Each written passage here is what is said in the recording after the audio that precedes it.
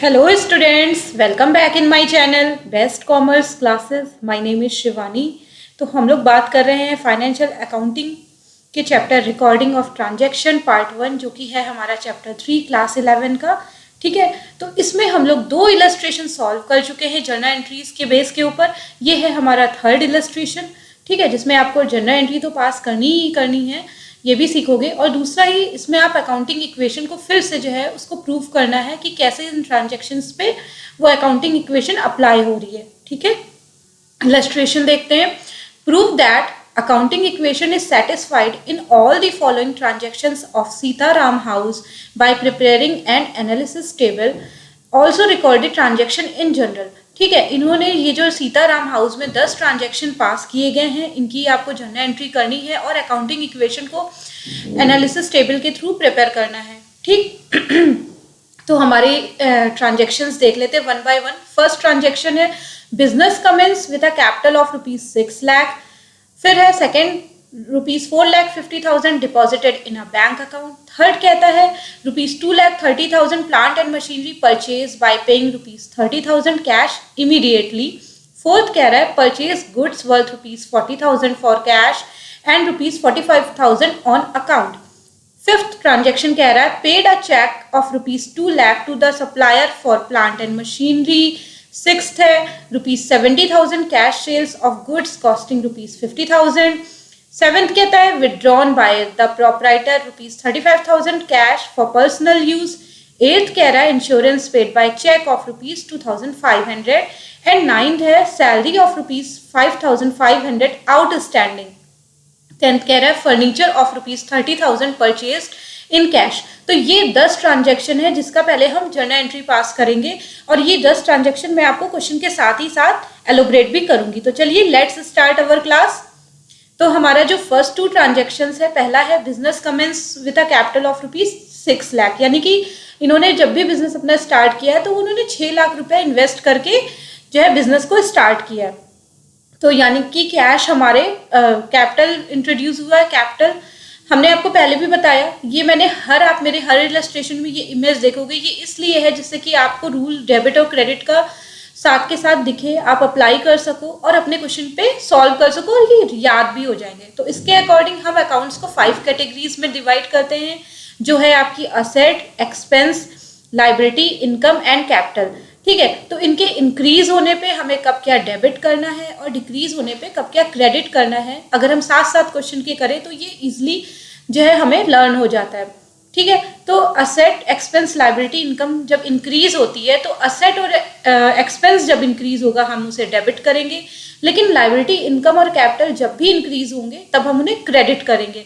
उसी के according asset और एक्सपेंस जब डिक्रीज होंगे तो हमें उन्हें क्रेडिट करना है, लाइबिलिटी, इनकम और कैपिटल के डिक्रीज होने पे हमें उन्हें डेबिट करना है। अब पहला जो ट्रांजैक्शन ये कह रहा है कि हमने बिजनेस स्टार्ट किया है 6 लाख रुपए के साथ, यानी कि हमने इन्वेस्टमेंट किया, यहाँ पे कुछ भी नहीं कहा है कि कैश या चेक के थ्रू है, तो हम चेक मेंशन नहीं, तो इट मीन्स ये कैश इन्वेस्टमेंट है। ठीक, तो कैश असेट है, असेट की कैटेगरी में आता है। असेट हमारा इंक्रीज हो रहा है यानी डेबिट, तो पहली जो जर्नल एंट्री पास होनी है वो है कैश अकाउंट डेबिट। और कैपिटल इंट्रोड्यूस किया ऐसे, तो कैपिटल हमारी इंक्रीज हो रही है यहाँ पे 6 लाख से, तो हमने उसको देखिए क्रेडिट किया है, तो to capital account by ₹6 lakh. ठीक है, नरेशन पास कर दिया, business started with cash. Second क्या रहा है ₹4,50,000 deposited in a bank account. अब इन्होंने बैंक अकाउंट में 4.5 लाख रुपए डिपॉजिट किए, यानी कि जो कैश था 6 लाख उसमें से 4.5 डिपॉजिट कर दिए। तो बैंक अकाउंट आपका बढ़ रहा है, बैंक बढ़ रहा है, तो बैंक भी आपके किस में आते हैं, असेट्स में आते हैं। असेट इंक्रीज हो रहा है तो बैंक को आपको क्या करना है, डेबिट। तो बैंक अकाउंट डेबिट। अब क्या किया है, कैश, कैश जो हमारे हैंड में था अब तो वो घट गया ना, क्योंकि वो हमने उठा के बैंक में डाल दिए, तो असेट हमारी डिक्रीज होगी, कैश आपकी असेट है, डिक्रीज यानी क्रेडिट। तो कैश को हमने क्रेडिट कर लिया 4.5 लाख रुपए से, कैश डिपॉजिटेड इनटू बैंक। ठीक है, नरेशन पास कर दिया। अब इस पेज का जो टोटल आ रहा है वो है कितना, 10,50,000, जिसे हम यहाँ पे इस तरह से मेंशन करते हैं टोटल कैरी फॉरवर्ड, C/F मतलब कैरी फॉरवर्ड, यानी इस पेज का जो टोटल है वो 10,50,000 है, जो कि कैरी ओवर होगा नेक्स्ट पेज पे। ठीक है, देखिए अब हम अपना नेक्स्ट पेज पे आ गए। हमने यहाँ पे इसके सी की जगह यहाँ पे ब्रॉड फॉरवर्ड बी होना चाहिए, तो यानी T total B oblique F यानी ब्रॉड फॉरवर्ड कितना 10,50,000 10,50,000। ओके, अब हम अपना थर्ड ट्रांजेक्शन देखते हैं। कह रहा है ₹2,30,000 plant and machinery purchase by paying ₹30,000 cash immediately, यानी कि 2,30,000 की प्लांट एंड मशीनरी खरीदी गई है और जिस टाइम इन्होंने खरीदा उसी टाइम उन्होंने 30,000 रुपए तुरंत पे कर दिए, यानी कि 2 लाख अभी भी बैलेंस ड्यू है। ठीक है, सीताराम हाउस के ऊपर जो इन्हें फ्यूचर डेट पे करना है। ओके, तो प्लांट एंड मशीनरी परचेज करी। प्लांट एंड मशीनरी आप कौन से कैटेगरी में रखते हो? यस, असेट की कैटेगरी में, यानी प्लांट एंड मशीनरी असेट आपकी आ गई, फर्म में आ गए तो इंक्रीज हुए यानी डेबिट। आपको ये पता चल गया कि प्लांट एंड मशीनरी को आप डेबिट करोगे, कितने होल अमाउंट से करोगे। बाइफरकेट हम बाद में करेंगे, मतलब जितना कैश का है तो कैश, और बाकी जो है जिनको पेमेंट करना वो हमारे एज ए क्रेडिटर खड़े हो जाएंगे। कितने से? 2 लाख से। तो कैश 30,000 रुपए से जो आपके हैंड में था वो कम हो गया, तो कैश असेट है, असेट डिक्रीज हुई तो क्रेडिट। तो टू कैश कितने से? 30,000, जितना आपने तुरंत पेमेंट किया है वो। रिमेनिंग कितना बच रहा है? 2 लाख रुपए। ये आपकी 2 लाख की लाइबिलिटी आपकी इंक्रीज हुई है ना, लाइबिलिटी इंक्रीज यानी क्रेडिट करोगे। तो 2 क्रेडिटर्स को हमने क्रेडिट कर दिया 2 लाख रुपए से। ठीक है, ये एंट्री होगी। Purchase of plant and machinery by paying ₹30,000 cash and balance on the later date. ठीक है, 30,000 तुरंत पे कर दिया और बैलेंस लेटर डेट के लिए हमने प्रॉमिस कर लिया। ओके, फोर्थ देखते हैं। Purchase goods worth ₹40,000 for cash and for 45,000 on account, यानी कि इन्होंने टोटल 85,000 का गुड्स खरीदा है, जिसमें से 40,000 रुपए कैश में तुरंत पेमेंट कर दिया और 45,000 रुपए ऑन अकाउंट कर दिया, यानी कि फ्यूचर डेट में पे करेंगे। ठीक है, तो परचेज गुड्स आपके कौन से कैटेगरी में आते हैं? आपके एक्सपेंस में आते हैं। आपने गुड्स खरीदा, खर्चे हो गए, खर्चे बढ़ गए, इंक्रीज हो रहे हैं ना, तो आपकी जो है परचेजेस को डेबिट। और हम जब भी गुड्स का जो खरीदते हैं, परचेज करते हैं, उसकी एंट्री हम परचेज के थ्रू पास करते हैं। तो परचेजेस अकाउंट डेबिट 85,000 से, जिसमें से कैश आपने कितना पे किया? 40,000 कैश, यानी आपके कैश यहाँ पे असेट रिड्यूस हो रही है। 40,000 आपने कैश पेमेंट कर दिया, अब आपके हैंड में 40,000 नहीं है, तो ये एसेट आपकी डिक्रीज हुई यानी क्रेडिट। तो टू कैश अकाउंट 40,000 से, और यहाँ पे 45,000 जो कि आपने ऑन अकाउंट रिकॉर्ड किया, यानी आप फ्यूचर डेट में पेमेंट करोगे, यानी आपकी ये लाइबिलिटी होगी। लाइबिलिटी आपकी इंक्रीज हो गई है, लाइबिलिटी इंक्रीज होती है तो हम उसे क्रेडिट करते हैं। तो टू क्रेडिटर्स अकाउंट 45,000 से। ठीक है, bought goods for cash as well as on credit. ठीक, अब हम देखते हैं fifth transaction. Paid a cheque of ₹2 lakh to the supplier for plant and machinery. हमने 2 लाख रुपए सप्लायर को पेड कर दिया है, ठीक है, चेक के थ्रू, जो हमने प्लांट एंड मशीनरी खरीदा था। यानी जो प्लांट एंड मशीनरी के जो क्रेडिटर थे, हमारी 2 लाख के लिए लाइबिलिटी खड़ी हुई थी, अब वो हमारी लाइबिलिटी नहीं रहेगी क्योंकि हम पेमेंट कर दे रहे हैं, तो हमारी लाइबिलिटी कम घट। तो जब हमारी लाइबिलिटी घट रही है तो हमने देखा लाइबिलिटी, आपके क्रेडिटर्स लाइबिलिटी में आए, लाइबिलिटी डिक्रीज होती है तो हमने उसको डेबिट किया, यानी क्रेडिटर्स अकाउंट डेबिट हो जाएगा। और क्योंकि पेमेंट आपने कैसे किया है? चेक के थ्रू, यानी कि बैंक आपका घट जाएगा, और बैंक आपकी असेट भी यहाँ पे डिक्रीज हो रही, तो असेट जब डिक्रीज होती तो हमने उसे क्रेडिट कर लिया। तो creditors account debit to bank account 2 lakh रुपए से। Okay, payment made to the supplier of plant and machinery. 6 कह रहा है ₹70,000 cash sales of good costing ₹50,000, यानी जो आपका पास गुड्स था, स्टॉक था 50,000 रुपए का, वो आपने सेल किया है 70,000 में। ठीक, तो सेल आपको पता है कौन से कैटेगरी में आती है? इनकम में आती है। और कैश सेल हुआ यानी आपके पास पैसे तुरंत आ रहे हैं। कैश असेट में असेट आपकी इंक्रीज होती है, असेट इंक्रीज डेबिट और इनकम इंक्रीज क्रेडिट। ठीक है, तो आपको डेबिट क्या करना है? कैश अकाउंट डेबिट हो जाएगा, और इनकम क्या हो रही? सेल हो रही टू सेल्स 70,000 से, ये एंट्री पास हो गई। Sold goods on profit. ठीक है, अभी हमें कुछ भी प्रॉफिट एंड लॉस नहीं दिखाना होता, ये हम बाद में देखते हैं। अभी हमने बस सेल बुक कर ली कि हमारी जो सेल हुई है वो 70,000 से हुई है। ओके, आपका 7th वाला ट्रांजेक्शन कह रहा है withdrawn by the proprietor ₹35,000 cash for personal use. इन्होंने पर्सनल यूज के लिए ड्रॉइंग करी है, ठीक है, 35,000 से। तो देखिए, पर्सनल यूज के लिए अगर आप बिजनेस से पैसे निकालो तो एक तरह से ये भी खर्चे ही हुए, तो खर्चे आपके ड्राइंग एक्सपेंस की कैटेगरी में आएंगे। एक्सपेंस आपके इंक्रीज हो रहे तो डेबिट कर दिया, और कैश में निकाला है यानी कि असेट आपकी डिक्रीज हो गई तो क्रेडिट करना है आपको। तो drawings account debit to cash, 35,000 से हमने विड्रॉ कर लिया, withdrew cash for personal use. Okay, eighth कह रहा है insurance paid by cheque of ₹2500। आपने इंश्योरेंस प्रीमियम भी चेक से पेमेंट किया है। इंश्योरेंस प्रीमियम भी आपके लिए कौन सी कैटेगरी में आएगा? एक्सपेंस में। तो एक्सपेंस इंक्रीज हुए, डेबिट, चेक से पेमेंट किया यानी कि बैंक आपका घट जाएगा, यानी असेट डिक्रीज होगी तो क्रेडिट। तो insurance account debit to bank account, ठीक, 2500 से paid insurance by cheque. Ninth कह रहा है सैलरी ऑफ ₹5500 आउटस्टैंडिंग, यानी जो सैलरी है 5500 रुपए की, वो अभी आपने पेमेंट नहीं करा, वो अभी भी आप पे ड्यू है, ठीक। तो सैलरी आपके लिए क्या है, कौन सी कैटेगरी में आएगा? एक्सपेंस की कैटेगरी में। खर्चे आपके बढ़ गए, इंक्रीज हुए, यानी सैलरी इंक्रीज, खर्चे इंक्रीज हो रहे तो आपने उसे डेबिट करना है। और आउटस्टैंडिंग है यानी कि ये कौन से कैटेगरी में है? लायबिलिटी। लायबिलिटी भी आपके ऊपर इंक्रीज हुई ना, तो क्रेडिट करना है आपको। तो ये एंट्री हो जाएगी salary account debit to outstanding salary account. क्योंकि यहाँ पे इसका पेमेंट नहीं हुआ तो यहाँ पे हम कैश और बैंक कुछ भी नहीं लिखेंगे, ये ड्यू है, तो ड्यू की एंट्री आउटस्टैंडिंग लगा के ही हम पास करते। तो टू आउटस्टैंडिंग सैलरी अकाउंट 5500 से, ठीक है। अब जब भी ये पेमेंट होगी तो आउटस्टैंडिंग सैलरी अकाउंट यानी जो हमारी लायबिलिटी है वो घट जाएगी, तो जब लायबिलिटी डिक्रीज होगी तो आप उसे डेबिट कर लोगे, और कैश बैंक जैसे भी पेमेंट करते हो उसके अकॉर्डिंग वो एंट्री पास हो जाएगी फ्यूचर डेट में। सैलरी आउटस्टैंडिंग की एंट्री पास हो गई। लास्ट है हमारा furniture of ₹30,000 purchase in cash. 30,000 रुपए का फर्नीचर आपने कैश पेमेंट करके खरीदा। फर्नीचर आपको पता है एसेट की कैटेगरी में आता है, फर्नीचर आ रहा है बिजनेस में यानी कि एसेट आपकी इंक्रीज हो रही है, तो आप डेबिट कर लोगे। तो फर्नीचर अकाउंट डेबिट, क्योंकि कैश में पेमेंट किया है और कैश आपका असेट में आता है, तो कैश आपके हाथ से कम हो गए, असेट डिक्रीज हो गई, तो असेट को आपको क्रेडिट करना है। तो टू कैश अकाउंट 30,000 से, ओके। तो फर्नीचर परचेज फॉर कैश, तो यहाँ पे हमने अपनी जर्नल एंट्री वो 10 ट्रांजेक्शन की पास कर ली है, ठीक है। आई होप सो आपको ये जर्नल एंट्री समझ में आई होगी।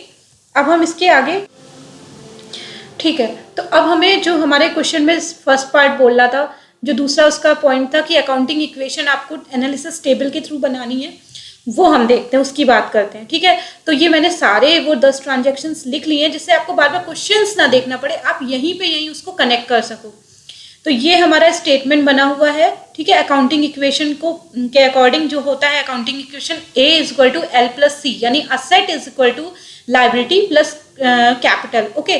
तो जो ये टोटल का इधर वाला साइड है ये मैंने असेट में कैटेगराइज कर रखा है। दूसरा non trade creditors, trade creditors और कैपिटल, ये दोनों आपको लायबिलिटी शो करते हैं और ये कैपिटल। तो हमें यही रिप्रेजेंट करना कि हर स्टेज पे हर ट्रांजेक्शन में असेट हमारी इक्वल है लायबिलिटी प्लस क्रेडिटर के, ठीक है। तो पहला जो हमारा था एंट्री ट्रांजेक्शन वो ये था, business commence with a capital of ₹6 lakh, यानी 6 लाख रुपए से बिजनेस स्टार्ट हुआ। कैश में आपने 6 लाख रुपए डाल दिए, ठीक। इसका जो टोटल आ रहा है वो है 6 लाख और टोटल के कॉलम में 6 लाख। बाकी अभी इस ट्रांजेक्शन में नहीं इंट्रोड्यूस हुआ इसलिए कुछ भी नहीं लिखेंगे। कैपिटल इंट्रोड्यूस हुई है 6 लाख से, 6 लाख डाल दिया, आउटर कॉलम में भी टोटल 6 आ गया और टोटल के कॉलम में भी 6 लाख, यानी A = L+C यहाँ पे हो गया प्रूव। सेकंड कह रहा है ₹4,50,000 deposited in a bank account, ठीक है। तो जो कैश था वहां से 4.5 लाख हमने माइनस कर लिए। अब हमारे पास जो कैश बैलेंस बचा वो बच रहा 1,50,000 और यही 450 लाख आपका 4,50,000 आपके बैंक अकाउंट में बढ़ जा रहा है, बैंक अकाउंट बढ़ जा रहा है, ठीक है। तो इनका टोटल 450 आ रहा है, ठीक। अब यहाँ पे टोटल के कॉलम में कुछ भी नहीं आएगा, क्यों? क्योंकि 4,50,000 यहाँ पे माइनस हो रहा है और एक जगह प्लस हो रहा है, तो यहाँ कुछ भी नहीं बच रहा है, ठीक। और इन दोनों का जो आउटर कॉलम का टोटल आ रहा है वो ये अब का बैलेंस दिखा रहा है कि अब नाउ हमारे कैश में कितना बैलेंस है 150 और बैंक में 450, इन दोनों को ऐड किया तो 6 लाख का आ गया। इधर के साइड में कुछ भी न्यू ट्रांजेक्शन नहीं हुआ है तो यहाँ पे कुछ भी नहीं आया। आउटर कॉलम में कैपिटल में आपका 6 पहले भी था, 6 अभी भी है और टोटल 6 लाख, यानी यहाँ पे भी आपका A = L+C प्रूव हो गया।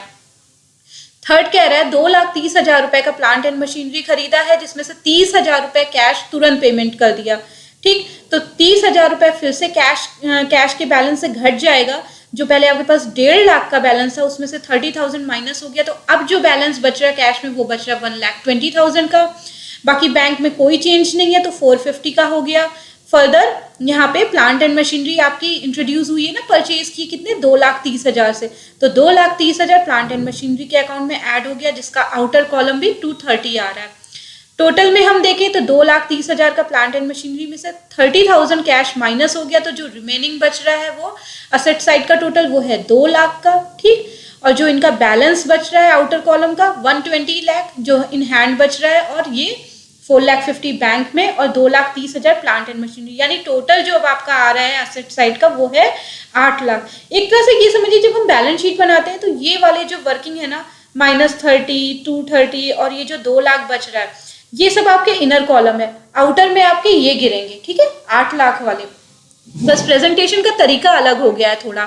फिर यहाँ पे आपके नॉन ट्रेड क्रेडिटर्स वो होते हैं जो अदर देन ट्रेड क्रेडिटर्स, यानी कि जिनसे आप बिजनेस जो पर्पज से ट्रेड कर रहे हो उस पर्पज से नहीं खरीदारी करी गई, यानी कि आपने यहाँ पे असेट्स लिया है, जैसे फर्नीचर हो गया, प्लांट एंड मशीनरी हो गए, वो वाले क्रेडिटर्स यहाँ पे आएंगे जो कि नॉन ट्रेड कहलाते हैं। यानी कि 2 लाख रुपए जो आप पे ड्यू है तो वो क्रेडिटर्स आपकी लायबिलिटी खड़ी हुई, यहाँ पे हमने 2 लाख रुपए डाल दिए नॉन ट्रेड क्रेडिटर के कॉलम में। इसका टोटल कितना आ रहा है 2 लाख आ रहा है। बाकी कैपिटल और ट्रेड क्रेडिटर में कोई चेंजेस नहीं है, तो यहाँ पे कुछ भी नहीं आया। कैपिटल में जो पहले से चला आ रहा था बैलेंस वही आ गया, टोटल 2 लाख, और आउटर कॉलम का टोटल आ गया अब आपका 8 लाख, ठीक है। फोर्थ पॉइंट देखें, purchase goods worth ₹40,000 for cash and ₹45,000 on account, कि इन्होंने गुड्स परचेज किया है 40,000 का कैश में और 45,000 का उधार में, यानी टोटल जो गुड्स खरीदा गया है वो है 85,000 का, ठीक। तो कैश वाला कैश के कॉलम से घट जाएगा 40,000, हमारे पास पहले था 1,20,000, उसमें से 40,000 गए, अब हमारे पास जो कैश बचा वो है 80,000 का, ओके। और बाकी स्टॉक, क्योंकि गुड्स खरीदा है तो ये आपके कहाँ इंक्रीज होंगे, स्टॉक आपके पास टोटल जो आ गया वो आ गया 85,000 का, 40 और 45। स्टॉक में ये मतलब नहीं कि कैश में कितना है और क्रेडिट में कितना, वो तो आपको कैश और अलग अलग क्रेडिटर को दिखाना होगा, लेकिन स्टॉक जो आपके बढ़ के आ गए वो आ गए 85,000 के, ठीक है। तो अब हमारा जो टोटल गिर रहा है आउटर ये वाले कॉलम का, तो वो गिरेगा 45,000 का, 85 प्लस का है 40 माइनस का है, यानी 45,000 बैलेंस बच रहा है। और आउटर कॉलम का टोटल देखें तो यहाँ पे अब इन हैंड में कैश बचा 80,000, 450 एज इट इज आ रहा है, 85,000 टोटल आ गया स्टॉक वाले कॉलम का, और प्लांट एंड मशीनरी में 2,30,000 की ये प्लांट एंड मशीनरी, यानी जो टोटल आउटर कॉलम असेट का गिर रहा है वो आ रहा है 8,45,000, ठीक है। बाकी 45,000 यहाँ पे ट्रेड क्रेडिटर्स आ गए हैं ना, 45,000 जिनका आपने पेमेंट नहीं किया है अभी, तो ये 45,000 अब आपके ट्रेड क्रेडिटर्स के अकाउंट में दिखेंगे, और तो किसी में कुछ भी नहीं एडिशन हुआ है, तो बाकी आपके आउटर कॉलम में ऐसे ही उतर के आ जाएगा 2 लाख, यहाँ आ गए 45,000, ये कैपिटल होगी 6 लाख की, और इसका क्योंकि यहाँ पे ये इंट्रोड्यूस हुआ इसलिए इसका टोटल 45 बाहर दिखा दिया। अब हमारा लाइबिलिटी और कैपिटल का टोटल भी कितना आ रहा है 8,45,000, जो कि हमारे असेट के इक्वल है। इस ट्रांजेक्शन में भी हमारी asset is equal to liabilities plus capital equation prove हो गई है। फिफ्थ देखते हैं, paid a cheque of ₹2 lakh to supplier for plant and machinery, यानी प्लांट एंड मशीनरी के लिए हमने जो 2 लाख रुपए उधार लिए थे वो हमने पेमेंट कर दिया, यानी अब वो क्रेडिटर्स हमारे रिमेन्स नहीं रहेंगे, वो क्रेडिटर्स हमारे खत्म हो जाएंगे, ठीक है। क्योंकि चेक के थ्रू पेमेंट किया, यहाँ कैश में कोई भी ट्रांजेक्शन नहीं हुआ है, कैश हमारा जितना पहले था उतना ही दिख रहा है 80,000 से। बैंक आपका कम हो जाएगा क्योंकि बैंक से आपने पेमेंट किया ना, तो 2 लाख रुपए बैंक से घट जाएंगे, तो अब जो बैंक बैलेंस बचा वो बच रहा है 2.5 लाख रुपए, 4.5 पहले थे, 2 लाख घट गए, 2,50,000 रिमेन्स रह गए। स्टॉक पे कोई भी चेंजेस नहीं तो वही आ गया, प्लांट एंड मशीनरी में कोई चेंजेस नहीं वही आ गया, और यहाँ टोटल में 2 लाख माइनस के हो गए। अब जो फाइनल टोटल गिर रहा है एसेट साइड का वो गिर रहा है 6,45,000, ओके। इधर के साइड देखते हैं, जो नॉन ट्रेड क्रेडिटर्स हमारे 2 लाख चले आ रहे थे उनका पेमेंट हो गया तो वो माइनस हो जाएंगे, अब हमारे पास कुछ भी नहीं बच रहा है, जो प्लस था वो माइनस, यानी 2 लाख माइनस हो गया, कुछ नहीं बचा, और कोई चेंजेस हुआ नहीं है, यहाँ पे टोटल में माइनस के 2 लाख हो गए। 45 ऐसे ही है, 6 लाख भी आपके एज इट इज उतर रहा है, यानी जो टोटल आपका लाइबिलिटी प्लस क्रेडिटर गिर रहा है वो है 6,45,000, यानी कि यहाँ पे भी अकाउंटिंग इक्वेशन इक्वल प्रूव हो गई, asset is equal to liabilities plus capital, okay. बाकी की 5 ट्रांजेक्शन और देख लेते हैं। ट्रांजेक्शन नंबर 6 कह रहा है ₹70,000 कैश सेल हुई है ऑफ गुड्स कॉस्टिंग 50,000, यानी 50,000 के जो गुड्स थे वो 70,000 में बिके हैं, ठीक है। 70,000 रुपए आपके पास कैश असेट इंट्रोड्यूस हो गई, ठीक है। तो कैश में हमने बढ़ा दिया, यहाँ पे अब ऐड हो गया 70,000, पहले हमारे पास कितना था 80,000 का बैलेंस था, ठीक है। अब 70,000 हमारे उसमें और ऐड हो गए, यानी टोटल जो कैश बैलेंस गिर रहा है वो है 1,50,000 का। बैंक में कोई चेंजेस नहीं है, रिमेन्स से 2,50,000। स्टॉक से ये 50,000 घट जाएगा क्योंकि अब आपने उसको बेच दिया ना, और कितने का बेचा है 50। यहाँ पे हमेशा कॉस्ट की बात होगी, यानी कितने गुड्स का कॉस्ट का गुड्स बेचा है 50,000 का। तो आपके पास स्टॉक जो था वो था 85,000। ये देखिए बैलेंस है ना 85,000, इसमें से 50,000 आपने माइनस कर दिया, तो अब जो स्टॉक रिमेन्स रह गया वो है 35,000 का। ठीक, बाकी प्लांट एंड मशीनरी में एज इट इज कोई चेंजेस नहीं, तो 2,30,000। यहाँ पे टोटल आ रहा है 20,000। ये कैसे आ रहा है, कैश से 70,000 आए हैं, 50,000 का स्टॉक घट गया, यानी जो टोटल में इनर कॉलम में बच रहा है वो बच रहा है 20,000। आउटर कॉलम का टोटल 1.5 लाख, 2.5 लाख 35,000 और 2,30,000 जोड़ते हैं तो आता है 6,65,000। ठीक, यहाँ पे हम देख लेते हैं, यहाँ पे ये कह रहा है कि 20,000 का प्रॉफिट हुआ। प्रॉफिट का आपको पता है हमेशा जब भी हम एडजस्टमेंट करते हैं वो कैपिटल में करते हैं, प्लस या माइनस, क्योंकि यहाँ प्रॉफिट हो रहा है तो हमारी कैपिटल उससे इंक्रीज होगी। बाकी कोई भी यहाँ पे चेंजेस नहीं, तो नहीं, सिर्फ 20,000 हमारे कैपिटल में ऐड हो जाएगा। 6 लाख की अभी तक कैपिटल थी, उसमें 6,20,000 जुड़ गए, तो 6,20 की कैपिटल अब दिख रही है। और बाकी ये ट्रेड क्रेडिटर्स हमारे 45,000 के हैं, तो हमारा इधर का भी जो टोटल है लाइबिलिटीज प्लस क्रेडिटर का वो गिर रहा है 6,65,000। Asset is equal to liabilities plus capital. ठीक है, पॉइंट नंबर 7 देखते हैं। Withdrawn by the proprietor 35,000 cash for personal use. Okay, इन्होंने 35,000 रुपए कैश निकाले, यानी कैश घट रहे हैं, 35,000 से माइनस में डाल दिया। अब जो कैश बचा 1,15,000। बाकी एज इट इज आ रहा है 2,50,000 बैंक में, स्टॉक में 35,000 और प्लांट एंड मशीनरी में 2,30,000। इनर टोटल में 35 माइनस हो गए और आउटर टोटल में टोटल आ रहा है आपका 6,30,000। यहाँ से आपने जो है कैपिटल घट जाएगी क्योंकि ड्राइंग किया है, तो कैपिटल में से 35,000 माइनस कर ली। अब जो हमारी कैपिटल बच रही है वो बची 5,85,000 की। ट्रेड क्रेडिटर्स वही थे आपके, लिख लिया, और जो टोटल आउटर है वो गिर रहा है 6,30,000 का। ठीक है, ये देखिए ऐसे ही लिख लिया है। तो यहाँ पे भी asset is equal to liabilities plus capital 6,30 prove हो गई है हमारी। 8th कहता है insurance paid by cheque of ₹2,500, यानी कि चेक बैंक से पेमेंट हुआ है, यानी कि बैंक से 2,500 रुपए घट जाएंगे। यहाँ पे बैंक के वाले कॉलम से हमने माइनस कर दिया और टोटल में दिखा दिया 2,500 माइनस का। आउटर में कैश वही बचेगा जो पहले बच रहा था, बैंक घट के आ गए 2,47,500, स्टॉक 35,000 का चला ही आ रहा और प्लांट एंड मशीनरी 2,30,000, यानी अब आउटर कॉलम का टोटल कितना आ रहा है असेट साइड का, वो आ रहा है 6,27,500। यहाँ पे क्योंकि आपने इंश्योरेंस का चेक से पेमेंट किया है तो हमने कैपिटल से इसको माइनस कर लिया है ना, घट जाएंगे। इंश्योरेंस पेड बाय चेक 2,500 से, तो ये 2,500 हमारे कैपिटल से रिड्यूस हो गए। ठीक है, तो अब जो न्यू कैपिटल गिर रही है वो हमारी गिर रही है 5,82,500 से, और बाकी ट्रेड क्रेडिटर्स 45 के। तो आउटर टोटल जो आ रहा है वो आ रहा है 6,27,500, यानी यहाँ पे भी asset is equal to liabilities plus capital true prove हो गया। 9th कह रहा है सैलरी ऑफ ₹5,500 आउटस्टैंडिंग है, यानी कि कोई कैश बैंक से पेमेंट नहीं हुआ है, यानी एसेट साइड में कोई भी ट्रीटमेंट नहीं दिखाएंगे, कुछ भी नया नहीं हुआ है।